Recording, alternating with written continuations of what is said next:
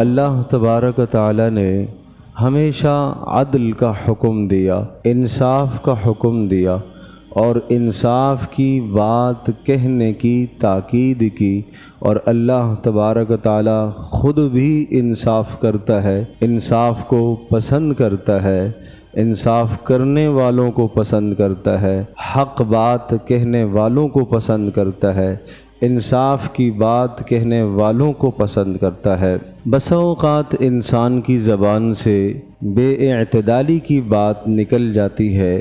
اور اس بے اعتدالی کے دو اسباب ہوا کرتے ہیں جس وجہ سے آدمی عدل کی، انصاف کی ٹھیک اور درست بات نہیں کہہ سکتا۔ موجودہ زمانے میں جیسے آج کل اس وقت ہمارے ملک کی سیاسی صورتحال ہے، اس سیاسی صورتحال میں کبھی ایسا ہوتا ہے کہ آدمی کی زبان سے بے اعتدال باتیں نکلتی ہیں جو معتدل باتیں نہیں ہوتی۔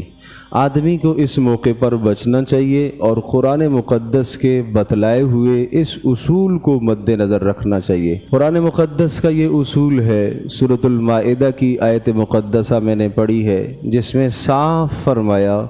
کہ صاف بات کیا کرو،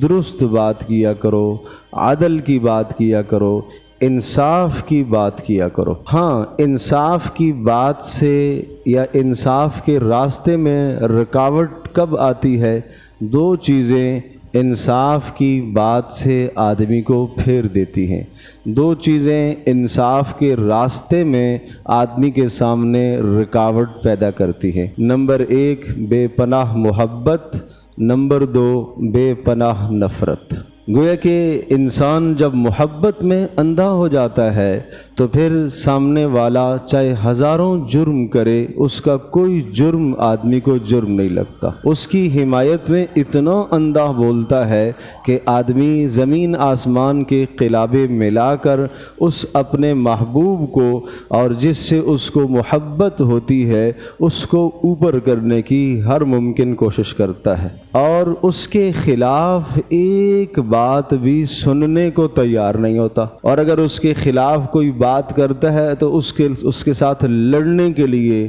مارنے کے لیے، مرنے کے لیے تیار ہو جاتا ہے۔ یہ مزاج اعتدال سے ہٹا ہوا ہے، اور جب یہ اعتدال سے ہٹا ہوا ہے تو یہ اخلاق سے ہٹا ہوا ہے۔ اور کبھی ایسا ہوتا ہے، رکاوٹ دوسری صورت کہاں سے آتی ہے، رکاوٹ کہاں سے پیدا ہوتی ہے؟ جب کسی سے نفرت ہو جاتی ہے۔ جب کسی سے نفرت ہو جاتی ہے تو اس کی ہزاروں اچھائیاں بھی ہوں، لاکھوں اچھائیاں ہوں، اس کی کوئی اچھائی آدمی کو اچھائی نہیں نظر آتی، صرف وہ برائی ہی نظر آتی ہے۔ قرآن مقدس کا یہ اصول ہے، یا ایھا الذین آمنوا کونوا قوامین للہ شہداء بالقسط ولا یجرمنکم شنآن قوم علی الا تعدلوا۔ ایمان والو، صاف صاف ٹھیک ٹھیک بات کیا کرو، کسی فرد کی یا کسی قوم کی نفرت تمہیں عدل سے نہ پھیرے۔ اعدلوا هو اقرب للتقوی، عدل کی بات ہی ہمیشہ زبان سے کہنا، کسی کی نفرت تمہیں عدل سے نہ پھیرے۔ سامنے والا جس سے تمہیں نفرت ہے، اگر اس کے اندر کوئی اچھائی ہے تو اس اچھائی کا برملا اظہار کرو، اعتراف کرو۔ یہ اعتدال کی راہ ہے، یہ بہترین راہ ہے، جس راہ کی طرف قرآن ہمیں رہنمائی دے رہا ہے کہ جس شخص سے یا جس قوم سے اگر آپ کو نفرت ہے، اس کی کوئی اچھی بات ہو، اس اچھی بات کو اچھا کہنا چاہیے، بری بات کو برا کہنا چاہیے۔ ایسا نہیں ہونا چاہیے کہ اس کی نفرت تمہیں عدل و انصاف کی بات کہنے سے پھیر دے۔ دوسری طرف محبت ہے، محبت بھی انسان کو عدل سے پھیر لیتی ہے۔ سب سے زیادہ محبت آدمی کو کس سے ہے؟ اپنی جان سے، اپنے ماں باپ سے، اپنے قرابت داروں سے۔ تو اس کی تفصیل بھی سورۃ النساء میں اللہ پاک نے ذکر فرمائی، یا ایھا الذین آمنوا کونوا قوامین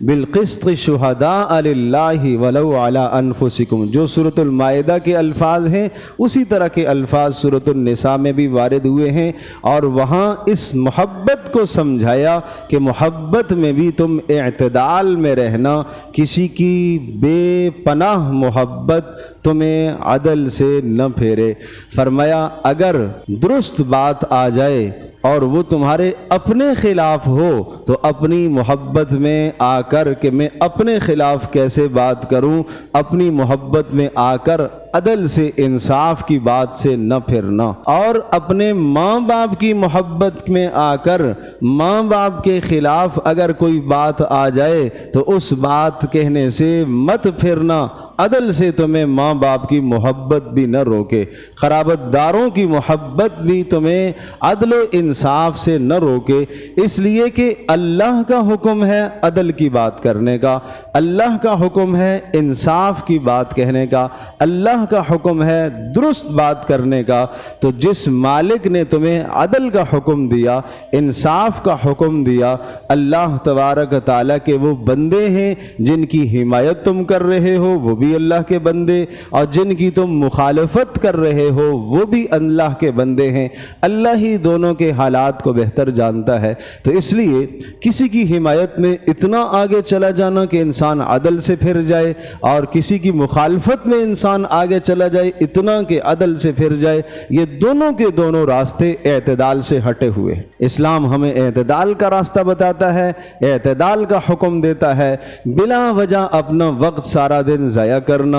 اور حکمرانوں کی غیبتوں میں مبتلا ہونا اور مد مقابل پارٹی کی غیبت اور اس کے قائد کی غیبت میں مبتلا ہو کر اپنے اعمال برباد کرنا، اپنے روزے کو خراب کرنا کسی طرح سے بھی جائز نہیں ہے۔ حجاج ابن یوسف کی غیبت کسی نے کی ہے۔ علامہ ابن سیری رحمۃ اللہ علیہ ایک بہت بڑے بزرگ ہیں، ان کے سامنے کسی نے حجاج بن یوسف جو وقت کا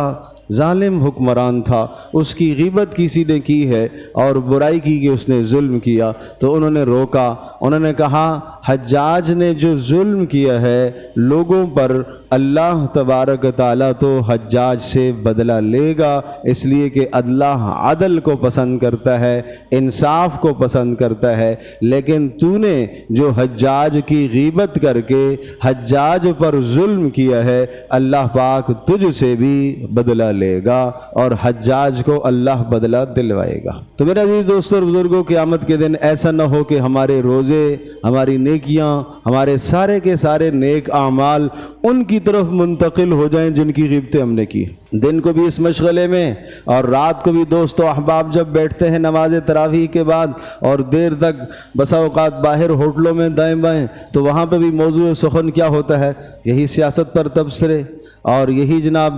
حکمرانوں پر تبصرے اور غیبتیں کرنا، پھر وہ آپس میں چپقلش ہو جاتی ہے، آپس میں اختلاف اور افتراق کی نوبت آ جاتی ہے، آپس میں ایک دوسرے کی شکلیں دیکھنا نہیں چاہتے، جبکہ آپس میں قرابت داری بھی ہے، آپس میں بھائی بندی بھی ہے، آپس میں محلہ داری بھی ہے، آپس میں پرانے تعلقات بھی ہیں۔ یہ تعلقات ان بنیادوں پر خراب ہو جاتے ہیں اس لیے کہ اعتدال سے پھری ہوئی بات کرتے ہم۔ تو میں نے عرض کیا کہ انسان کو عدل سے پھیرنے کے لیے اور عدل سے ہٹانے کے لیے دو اسباب ہوتے ہیں۔ کسی کی بے پناہ محبت بھی انسان کو عدل سے پھیرتی ہے اور کسی سے بے پناہ نفرت بھی انسان کو عدل سے پھیرتی ہے۔ قرآن ہمیں یہ اصول سمجھاتا ہے کہ کسی کی محبت میں تم اتنے اندھے نہ ہو جاؤ کہ تم اس کے خلاف کوئی بات گوارا نہ کرو، نہیں بات درست کہو، چاہے اپنے خلاف آ جائے، چاہے اپنے ماں باپ کے خلاف آ جائے، چاہے قرابت داروں کے